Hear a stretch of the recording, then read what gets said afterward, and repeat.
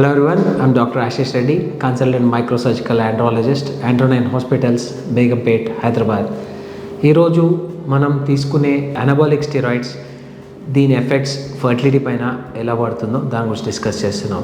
మొదటిగా anabolic steroids అంటే ఏవైతే స్టెరాయిడ్స్ మనం అవుట్ సైడ్ నుంచి తీసుకుంటామో లైక్ టెస్టోస్టెరోన్ హార్మోన్స్ కానీ ఎనీ అదర్ గ్రోత్ హార్మోన్స్ కానీ ఇలా తీసుకున్నప్పుడు ఇది మన న్యాచురల్ ప్రాసెస్ని అడ్డుపడుతుంది, న్యాచురల్ గ్రోత్ ప్రాసెస్ని తగ్గిస్తుంది, న్యాచురల్గా స్పర్మ్ ప్రొడక్షన్ని ఆపేస్తుంది. ఎందుకంటే బేసిక్లీ మనకి స్పర్మ్ ప్రొడక్షన్ కావడానికి మనకి బ్రెయిన్ నుంచి ఒక యాక్సిస్ ఉంటుంది, హైపోథాలమో పిట్యూటరీ గోనాడ్ యాక్సిస్ అని, హెచ్పిజి యాక్సిస్ అంటాం.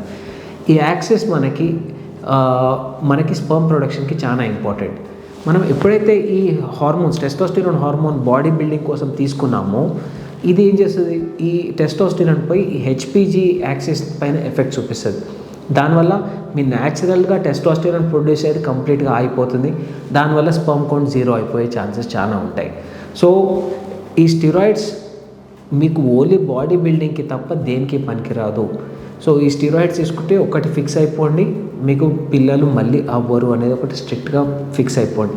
కొంతమందిలోనే రివర్సిబుల్ అవుతుంది, 90% మందిలో రివర్సిబుల్ కాలేదు.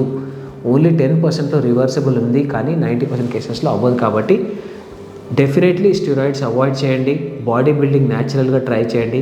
ప్రోటీన్ పౌడర్స్తోని హ్యాపీగా తీసుకోవచ్చు. ప్రోటీన్ పౌడర్స్తో ఎటువంటి ఇష్యూస్ రావు. ప్రోటీన్ పౌడర్స్తోని మీకు స్పర్మ్ కౌంట్ తగ్గే ఛాన్స్ లేదు. కాబట్టి ప్రోటీన్ పౌడర్ తీసుకొని వర్కౌట్ చేయండి. కానీ మీరు ఎప్పుడైతే టెస్టోస్టెరాన్ స్టార్ట్ చేశారో మీకు మజిల్ బల్కింగ్ అవుతుంది, కానీ మీకు న్యాచురల్గా బాడీలో హార్మోన్ ప్రొడక్షన్ ఆగిపోతుంది. దానివల్ల ఇనిషియల్గా మీకు గ్రోత్ వచ్చిన మ్యాక్సిమం 3 to 6 monthsలో కూడా మొత్తానికి వీక్ అయిపోతారు. కంప్లీట్గా సెక్షువల్ డిస్ఫంక్షన్ వస్తుంది, ఎందుకంటే టెస్టోస్టెరాన్ తగ్గిపోయి మీ ఎరెక్టైల్ డిస్ఫంక్షన్ వస్తుంది.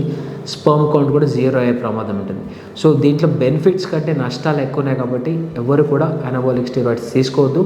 ఏ డాక్టర్ దగ్గరైనా మీరు పోయినప్పుడు మీకు టెస్టోస్టెరాన్ ఇంజెక్షన్ రాస్తే అప్పుడు కూడా తీసుకోవద్దు. మీరు పిల్లలు ప్లాన్ చేసే వాళ్ళు ఎవరికి కూడా టెస్టోస్టెరాన్ డెఫినెట్లీ ఇవ్వకూడదు. సో అది గుర్తుపెట్టుకోండి. ఇంకా ఫర్దర్గా ఏమైనా డౌట్స్ ఉంటే వచ్చి నన్ను కలవండి. Thank you so much.